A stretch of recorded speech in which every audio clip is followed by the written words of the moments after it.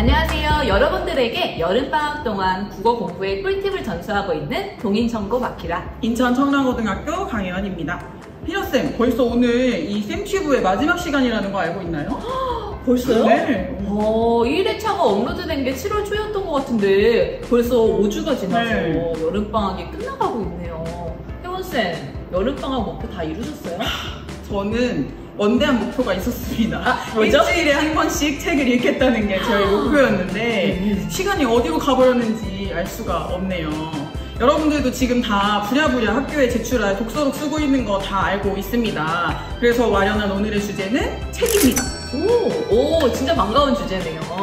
국어교육과정에 한 학기 한 권 읽기가 들어오면서 책을 이용한 수행평가도 굉장히 많아지고 있잖아요. 그리고 국어교과뿐만이 아니라 다른 과목에서도 한 학기 한 권 읽기 수행평가가 많아지고 있는 추세더라고요. 맞아요. 저도 학생들과 서평쓰기 수행평가를 했었는데 한 권의 책을 바탕으로 이야기를 나누고 생각을 확장시키는 그 경험이 정말 즐겁고 의미 있는 경험이라고 많이 느꼈습니다. 그런데 여전히 많은 학생들이 책을 좋아하지 않고 독서록을 제출해야 하니까와 같은 이유로 책을 읽고 있는 현실이 조금 안타깝더라고요. 그래서 오늘은 책을 왜 읽어야 되는지 그리고 어떻게 읽어야 되는지 먼저 한번 이야기해보고요. 선생님들이 준비한 책 추천 리스트까지 준비되어 있습니다. 자, 오늘도 시작해볼까요?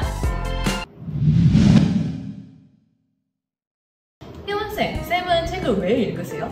당연히 재밌으니까 읽는 거 아닌가요? 이런 답변 하시다니 거리감이 느껴지네요.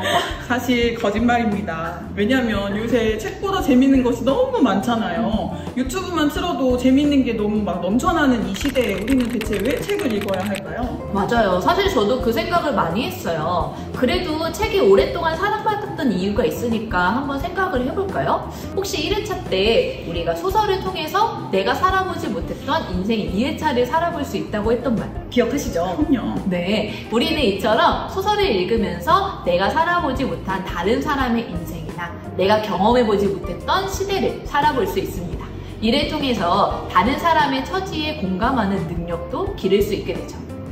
맞습니다. 그리고 또 여러분들이 공부를 하다가 모르는 것이 생겼거나 혹은 더 알아보고 싶은 개념이 있을 때 정보를 전달하는 책을 찾아 읽기도 하죠. 이렇게 정보를 전달하는 책을 읽으면 여러분들은 그 현상이 왜 일어났는지 그리고 어떻게 진행이 되고 있는지 등등의 전문적인 지식을 얻을 수 있습니다. 그리고 이걸 생기부에 기록을 한다면 여러분들이 전공 적합성까지 어필할 수 있겠죠? 맞습니다. 저는 사회과학 분야의 도서나 에세이를 좀 즐겨 읽는 편인데 제가 일상에서 마주했던 일에 대한 작가의 깊이 있는 통찰을 발견할 때 굉장히 큰 감탄을 하게 됩니다.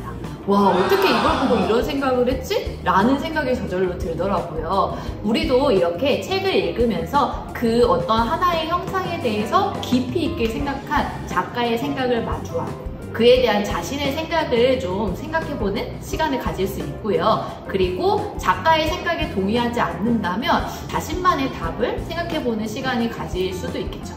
맞습니다. 그래서 종합을 해보자면 저는 좋은 책은 독자에게 질문을 던진다고 생각합니다. 그리고 독자는 책에서 마주한 질문에 대해서 자신만의 답을 내려볼 수 있죠. 요새는 매체가 너무 많아지고 사회는 빠르게 변하고 그리고 정보가 여기저기서 넘쳐나는 시대잖아요. 이렇게 정보가 넘쳐나는 시대에 아무 생각 없이 살다 보면 나를 잃고 살아가기 십상인 것 같습니다. 그래서 이럴 때일수록 우리는 책을 읽고 그에 대해서 깊이 생각해보고 자신만의 생각을 정립해보는 게 정말 꼭 필요하다고 할 수 있겠습니다. 맞습니다. 그러면 혜연쌤, 질문 하나 드릴게요. 책이 던지는 질문에 대한 자신의 생각을 정리해서 한 편의 글로 쓰면 그게 바로 뭐가 될까요? 그것은 아까 저희가 얘기했었던 서평이라고 할 수 있겠습니다. 맞습니다. 이렇게 자연스럽게 서평 쓰기로 넘어가나요? 네, 그러면 이제는 서평을 어떻게 하면 잘 쓸 수 있을까에 대해서 이야기해 볼게요.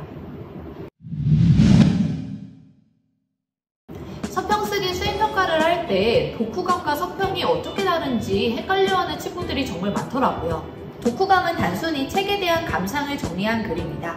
책의 줄거리와 그에 대한 자신의 감상이 주요 내용이죠. 반면에 서평은 독후감보다 객관적인 시선에서 책을 비평하는 글이에요.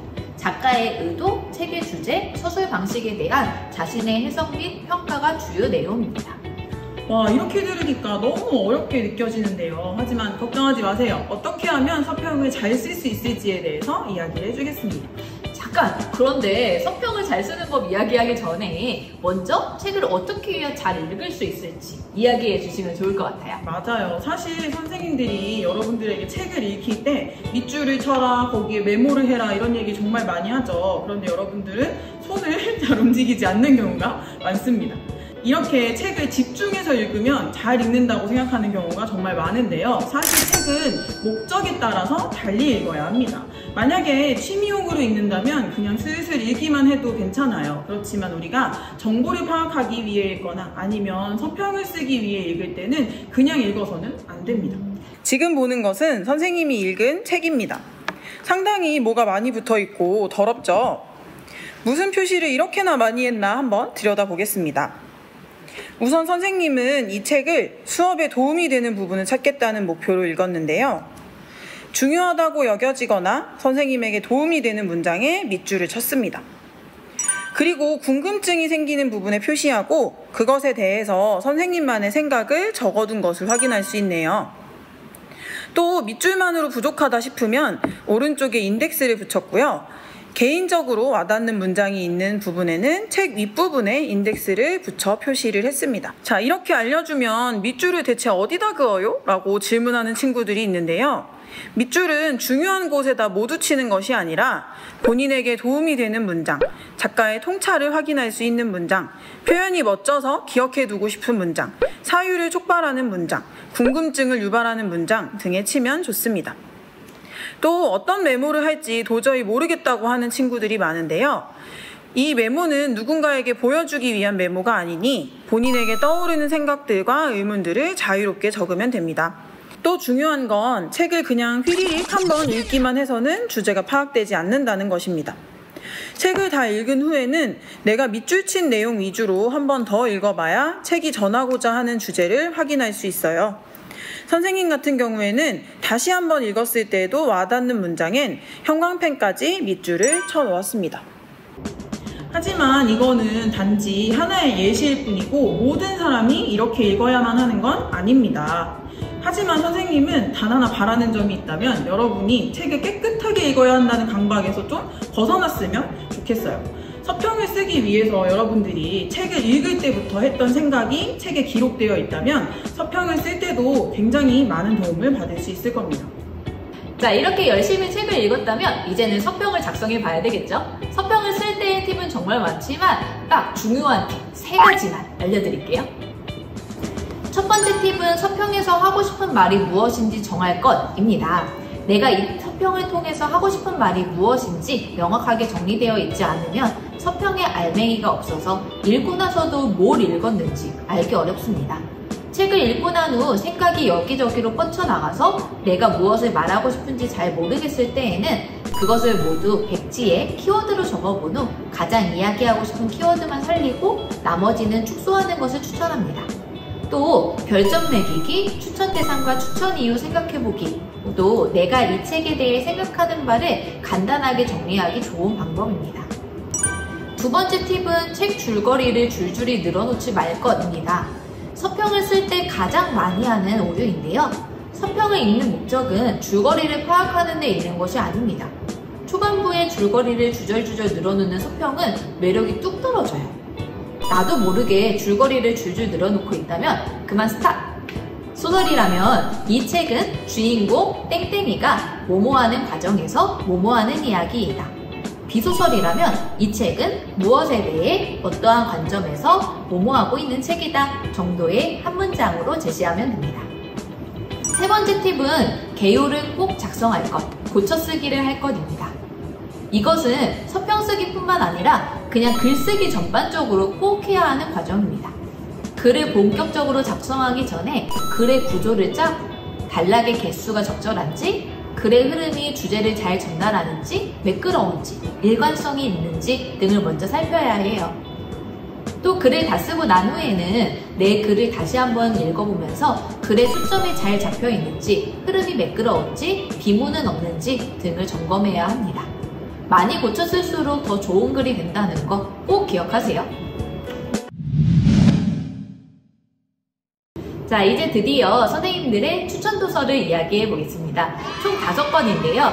인문사회, 자연과학 분야별로, 그리고 소설, 비소설, 갈래별로 다양한 분야의 책을 선정하려고 노력했습니다.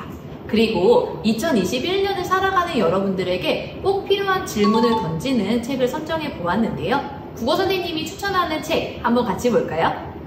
여러분들, 미래사회 하면 어떤 모습을 떠올리나요? 자동차를 타듯 우주선을 타고 행성을 오가는 모습? AI 로봇이 거리를 돌아다니고 도시가 공중에 떠있고 이런 모습을 상상하지는 않나요? 하지만 우리의 미래가 이렇게 우리의 상상처럼 낙관적이기만 할까요? 영화 인터스텔라에서는 인간으로 인해서 자연 환경이 파괴되고 그로 인해 끊임없이 모래바람이 불어오는 부정적인 미래가 그려집니다. 이렇게 요새 SF 문학에서는 미래에 대한 상상력을 바탕으로 현재에 대한 문제를 제기하는 경우가 많습니다. 인간들아, 그렇게 살다가 정말 큰일 날 거야 라고 경고를 하는 거죠. 그 중에서 한국과학문학상에서 대상을 받은 소설을 소개해 주려고 합니다. 천성란의 1000개의 파랑이라는 소설인데요. 이 소설은 작가가 휴대폰 메모에 적어둔 우리는 모두 천천히 달리는 연습을 해야 한다 라는 문장에서 시작했다고 합니다. 이 소설은 2035년의 한국을 배경으로 하고 있습니다. 이 세계에서는 말을 잘 탈 수 있게 디자인된 경마용 안드로이드 로봇이 경마 경주를 하는데요. 경마용 안드로이드 로봇으로 만들어져야 하는 로봇 C27은 연구원의 실수로 인지, 학습 능력을 갖춘 휴머노이드 로봇으로 태어납니다. 경마장에 보내진 이 로봇은 투데이라는 말과 함께 달리는데요. 인간보다 훨씬 가볍고 죽음에서 자유로운 로봇을 태우다 보니 말은 점점 빠르게 달려야겠죠? 최고 시속 80km에 도달하는 빠른 경주 때문에 투데이의 연골은 모두 닳아버렸습니다. C27은 이를 알게 되고 투데이를 지키기 위해서 경기 중 일부러 낙마합니다. 하지만 고장이 나서 본인의 쓸모를 잃은 로봇이 환영받을 리 없죠. 고장이 난 C27은 경마장 근처에 살고 있는 연재라는 소년을 만나게 됩니다. 연재는 로봇 공학자가 꿈인데요. C27과 연재는 둘도 없는 친구가 됩니다. 연재의 언니 은혜는 장애가 있어서 휠체어를 타야 하는데요. 은혜에게 바깥 세상은 맵이 어떻게 바뀔지 모르는 서바이벌 게임과 같습니다. 이들은 투데이를 지키기 위한 모험을 계속합니다. 현재 기술이 정말 빠르게 진보하고 있는데요. 이 빠른 기술의 진보는 정말 모두에게 이로운 것일까요?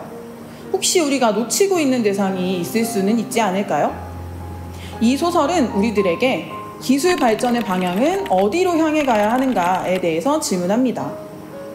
동물, 인간, 로봇 이 세 존재의 연대가 정말 아름다운 소설이고요. 선생님은 이 책을 읽고 홀로 2020년에 책 1위로 이 책을 꼽았습니다. 여러분들도 꼭 이 아름다운 이야기에 푹 빠져보기를 바랍니다. 여기는 평양에 있는 고구려 시대의 정자 을밀대입니다. 지붕 높이가 16m나 된다고 하는데요. 5층 아파트 높이라고 하네요. 어마어마하게 높죠. 그런데 이 높은 을밀대 위에 어떤 여성이 올라가 있는 것이 보이나요? 이 여성의 이름은 강주룡입니다. 어떤 이유로 강주룡은 을밀대 위에 올라가 있는 걸까요? 이것은 1929년 5월 28일 동아일보 기사입니다. 채공녀는 하늘에 떠있는 여자라는 뜻이고 도련은 갑자기 나타났다는 뜻인데요. 기사 내용을 보니 강주룡은 파업 중 공장에서 쫓겨나자 을밀대로 올라가서 노동자의 단결을 주장하고 자본가를 비판하는 연설을 했다고 합니다. 선생님이 소개할 두 번째 책은 박서련의 채공녀 강주룡입니다. 강주룡이라는 인물의 생애를 소설화한 것이죠. 작가는 80년 전 강주룡의 모습에 우리의 오늘이 겹쳐있다고 느꼈다라고 이야기했는데요. 일제강점기 시대와 현대사회가 어떤 점에서 비슷하지? 라는 의문이 들죠. 우리는 이 소설을 통해 일제강점기를 강주룡이라는 인물의 인생을 살아볼 수 있습니다. 역사책에서만 봤던 일제강점기의 수탈이 얼마나 가혹했는지, 그리고 간도에서 독립운동을 하던 사람들은 어떠한 삶을 살았는지 살펴볼 수 있죠. 그리고 열악한 노동환경이 개인의 삶을 어떻게 망가뜨리는지, 일제강점기로서의 여자로서 살아가는 것이 얼마나 고단했는지 등을 간접적이지만 강렬하게 체험해 볼 수 있습니다. 또한 이 소설은 우리에게 이런 질문을 던집니다. 강주룡이 살던 일제강점기에서 80년이라는 시간이 지났지만 그만큼 더 살기 좋은 사회가 되었는가? 라는 질문인데요. 현대사회에도 강주룡처럼 고공농성을 할 수밖에 없는 사연을 가진 사람들이 있죠. 우리 지금 정말 이대로 괜찮을까? 라는 질문을 여러분들의 생각으로 한번 답을 내려보세요. 여기까지 들으니 소설이 너무 어두울 것 같다고요? 아닙니다. 강주룡은 자신을 억압하는 사회적 조건에 지속적으로 맞서고 그것을 깨부수려고 하는 의지를 보여주는 당차고 단단한 인물입니다. 초반에 등장하는 주룡과 남편의 사랑 이야기도 굉장히 아름다워요. 여러분들도 이 소설을 읽고 강주룡이라는 인물의 매력에 푹 빠져보세요. 여러분 혹시 노력이라는 말 들어본 적 있나요? 행복한 삶을 살기 위해서 그냥 노력이 아니라 더 큰 노력이 필요한 이 현대사회를 비꼬는 말인데요. 행복은 모두에게 당연한 권리인데 행복한 삶을 위해서 이렇게까지 열심히 살아야 하는 이 현대사회, 이상하다고 생각해 본 적 없나요? 선생님이 추천하는 세 번째 책은 오찬호의 지금 여기 무탈한가요? 라는 책입니다. 이 책은 평소에 이 사회에 도대체 문제가 왜 이렇게 많은 거야? 라고 생각했던 비판의식이 많은 친구들에게 추천합니다. 저자 오찬호는 사회학자로 불행의 이유를 개인의 탓으로만 돌리지 않고 성공하지 않아도 행복할 수 있는 사회를 만들기 위해 사회 구조를 비판적으로 바라볼 수 있는 눈을 키워야 함을 강조하는데요. 이 책의 각 장은 환경, 지역 격차, 교육, 가족, 동물, 난민 등 우리 사회에서 외면받고 있는 주제를 다루고 있습니다. 그중 여러분들이 가장 공감할 수 있을 만한 주제인 교육 챕터를 잠깐 살펴보겠습니다. 각 장은 이렇게 무탈한 사회를 고민하다라는 소제목으로 시작하는데요. 이렇게 주제와 관련한 문제 제기를 먼저 합니다. 교육 챕터에서는 수시 전형에 대한 문제를 제기하고 있네요. 다음은 이렇게 이 문제에 대해 상반된 의견을 제시합니다. 이 부분에서는 이 문제에 대해서 어떻게 생각하는지 여러분들이 자신의 의견을 정리해 보아도 좋겠죠? 그리고 그 다음 부분에서는 저자는 사회적 통념을 하나씩 반박하며 글을 전개해 나갑니다. 이때 작가가 주장을 전개해 나가는 방식이 너무나 탁월하니 이것에 꼭 주목해서 읽어주세요. 선생님이 이 책을 추천하는 가장 큰 이유는 각 장마다 마지막에 등장하는 무탈한 사회를 위해 묻다라는 꼭지 때문인데요. 이 꼭지에서 작가는 해당 장에서 다루고 있는 문제에 대해 더 생각할 거리를 제시합니다. 작가가 제시한 질문에 대한 답을 스스로 찾아보며 해당 주제에 대해 더욱 깊이 있게 탐구해 본다면 그것이 바로 작가가 던지는 질문에 대한 자신만의 답을 찾는 것이라고 할 수 있겠죠. 작가는 에필로그에서 친숙한 것을 낯설게 보자. 내게 친숙한 것이 전부가 아니라고 생각하자. 익숙하지 않다고 외면하지 말자. 좋은 이야기에 도취되지 말자. 불편한 이야기를 무작정 거부하지 말자. 아름다운 말 속에 무엇이 감춰졌는지 따져보자. 마지막으로 나는 이 사회 안에서 살아감을 잊지 말고 내가 행복해지기 위해서는 사회가 달라져야 함을 명심하자고 이야기하고 있는데요. 이런 작가의 문제의식에 대해서는 선생님도 굉장히 깊이 있게 공감하는 바입니다. 어떤 사람이 어려움에 처했다는 이야기를 할 때 그건 그 사람이 게을러서 그런 거 아니에요? 혹은 쌤, 제 알바예요? 라고 얘기하는 친구들이 정말 많습니다. 하지만 이런 태도는 이렇게 좋지 않은 우리의 사회 구조를 더욱 공고히 만들 뿐이고 그렇게 공고해진 사회 구조는 결국 나에게도 고통을 주는 원인이 될 수 있습니다. 여러분들도 이 책을 읽고 더 나은 사회를 만들기 위한 노력에 동참해보는 것은 어떨까요? 코로나19로 인해 우리의 삶은 너무나 많이 달라졌습니다. 여러분들이 몸소 체험하고 있으니 굳이 예시를 들어서 이야기할 필요도 없겠죠? 당장 우리는 2학기 때 전면 등교를 할 수 있을지 없을지조차 모르는 상황이니까요. 그렇다면 이 코로나19는 도대체 왜 생겼을까요? 그리고 그 전에 있었던 전염병들인 메르스나 사스는 또 왜 생겼을까요? 이것을 어떤 특정한 사람들 때문이라고 하나의 사람들에게만 탓을 돌릴 수 있을까요? 다음 자료를 보면 전염병의 주기가 자꾸만 짧아지고 있음을 알 수 있습니다. 이러한 전염병은 인간이 야생동물 서식지를 자꾸만 침범하기 때문에 야생동물에게서 인간에게로 옮겨오는 것입니다. 우리가 코로나19를 계기로 변화하지 않는다면 코로나22, 코로나25가 언제고 다시 올 거고 여러분들은 계속해서 이 지겨운 마스크를 써야 한다는 뜻이죠. 어떤 사람들은 코로나19는 인간이 잠시 멈추고 주변을 돌아볼 수 있는 하늘이 준 기회라고 말합니다. 모든 사람들이 이러한 문제의식에 공감하고 있기 때문에 코로나19와 관련한 저서가 정말 많이 나오고 있는데요. 그 중에서 코로나 사피엔스라는 책을 소개합니다. 코로나 사피엔스는 생태, 경제, 4차 산업혁명, 심리, 사회구조 등 다양한 분야의 전문가 6명과의 대담을 정리한 책입니다. 각 분야에 코로나19가 미치고 있는 또 앞으로 미칠 영향을 돌아보고 어떻게 해야 코로나19 이외의 사회를 잘 살아갈 수 있는가에 대해 이야기하는데요. 요새 뉴노멀이라는 말이 심심치 않게 들리는데 뉴노멀이라는 것은 시대의 변화에 따라 새롭게 부상하는 기준이나 표준을 의미합니다. 코로나19를 맞은 우리에게도 뉴노멀이 필요합니다. 재밌는 것은 각 분야의 전문가들이 하나의 공통된 방향에 대해서 이야기하고 있다는 점이에요. 다양한 분야의 전문가들이 하나의 공통된 방향을 향해 있다니 굉장히 중요한 이야기겠죠? 이 책은 각 분야의 전문적인 지식이 등장하는 만큼 조금 어려울 수 있습니다. 하지만 코로나19의 원인이 인간으로 지목된 만큼 내가 살아가는 방식에도 변화가 필요하지 않을까요? 우리의 일상을 송두리째 바꿔버린 코로나에 대해 조금 더 심층적인 이해를 하고 싶은 친구들이라면 꼭 읽어보고 이 혼란스러운 시대에 대한 이해에 도움을 받길 바랍니다. 여러분, 우리는 왜 일을 해야 할까요? 어떤 친구들은 선생님에게 이런 질문을 하기도 합니다. 선생님, 꿈이나 진로를 찾으라는 건 너무 거창한 거 아니에요? 우린 결국 다 먹고 살기 위해서 일해야 되는 거 아닌가요? 맞습니다. 우리가 일을 하는 근본적인 이유는 인간적으로 살아가기 위해서 기본적으로 필요한 돈을 벌기 위해서죠. 물론 돈이 많으면 더 좋고요. 우리는 그래서 자꾸만 미래를 생각합니다. 좋은 대학에만 들어가면, 좋은 회사에만 취직하면 나는 행복해질 수 있을 거야. 행복한 미래를 위해서 지금 힘든 건 당연한 거야 라고 생각하죠. 마지막으로 소개할 책은 김보통의 아직 불행하지 않습니다 입니다. 이 책의 저자 김보통은 아버지의 소원에 따라 좋은 회사, 대기업에 취업합니다. 동네에 둘도 없는 자랑스러운 효자 아들이 된 그의 행복은 회사 생활 4년 만에 퇴직되어 버리는데요. 우울증 진단을 받은 김보통 씨는 자신을 말리는 선배에게 그냥 도망치는 거예요 라는 말만 남기고 퇴사를 선택하죠. 끝이 보이지 않는 물밑으로 끝없이 가라앉는 듯한 기분을 느끼며 곰팡이가 핀 식빵으로 하루하루를 연명하던 김보통 씨는 브라우니를 만들기 시작합니다.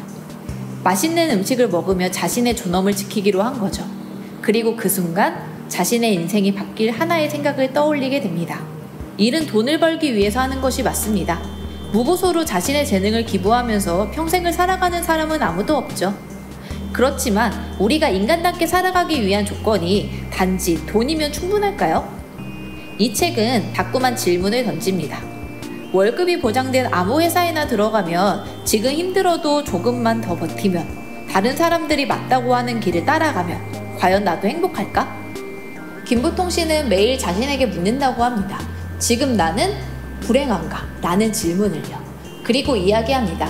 있을지 없을지 모르는 미래의 행복을 위해서 당장의 불행을 버티기보다는 당장 오늘 하루가 불행하지 않는 것에 만족한다고요. 우리의 진로 고민도 이와 같았으면 좋겠습니다. 무엇을 하면서 돈을 벌 것인가가 아니라 어떻게 무엇을 하면 매일매일을 불행하지 않게 살 것인가 라는 질문으로요. 이 책을 읽으며 우리 모두가 조금 덜 불행할 수 있는 앞날을 생각해보는 시간을 가질 수 있으면 좋겠습니다. 쌤튜브 마지막 미션입니다. 오늘의 추천 도서 중 자신이 가장 읽고 싶은 책 한 권을 골라보고 그 이유를 댓글에 작성해주세요. 그리고 개학 전까지 자신의 관심사와 관련 있는 한 권 이상의 책을 읽은 후 서평 또는 독후감상문을 작성하여 학교에 제출하면 여러분들의 생활기록부에 큰 도움이 됩니다. 와, 5권 모두 읽어보고 싶은 마음이 마구마구 샘솟는데요? 그쵸? 이 중에서 딱 한 권이라도 선생님들이 알려준 방법으로 읽고 여러분들이 간단하게나마 서평을 작성해 본다면 여러분들의 여름방학은 성공했다고 할 수 있겠습니다. 네, 이제 쌤튜브를 마무리할 시간이 되었네요. 벌써 개학이 코앞으로 다가왔습니다. 쌤튜브와 함께한 여러분들의 여름방학 즐겁고 알찬 시간이었는지 모르겠네요. 5주 동안 쌤튜브라는 영상을 통해서 여러분들이 가지고 있는 국어 공부에 대한 의문 그리고 고민을 좀 해결해 주려고 했었는데요. 중요한 것은 이 쌤튜브 영상을 보기만 해서 성적이 오르는 것은 아니라는 사실입니다. 그렇죠. 여러분들이 꼭 이 영상을 보고 선생님들이 알려준 대로 실천을 해야만 여러분들의 국어 성적이 향상될 거라는 거 잊지 마시기 바랍니다. 여러분들이 국어 공부를 하다가 막막해질 때면 다시 찾아와서 가끔씩 보는 영상이 되었으면 좋겠습니다. 쌤튜브를 시청해주신 고등학생 여러분, 남은 여름방학 모두 행복하고 즐겁게 보내시기 바랍니다. 안녕!